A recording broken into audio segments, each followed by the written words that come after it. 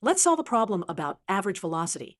A rolling ball moves from x1 equals 3.4 centimeters to x2 equals negative 4.2 centimeters during the time from t1 equals 3.0 seconds to t2 equals 5.1 seconds. What is its average velocity? Let's visualize this motion on a number line. Here's our position axis in centimeters.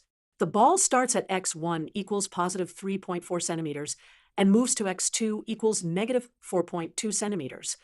To find the average velocity, we need to use the formula. Average velocity equals change in position divided by change in time.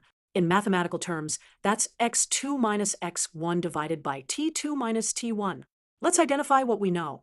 x1 is 3.4 centimeters, x2 is negative 4.2 centimeters, t1 is 3.0 seconds, and t2 is 5.1 seconds. Now let's substitute these values into our equation. In the numerator, we have negative 4.2 minus 3.4 centimeters, and in the denominator, we have 5.1 minus 3.0 seconds. Let's calculate this. Negative 7.6 centimeters divided by 2.1 seconds gives us negative 3.62 centimeters per second.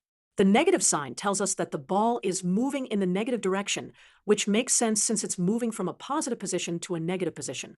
This means the ball is moving to the left at an average speed of 3.62 centimeters per second.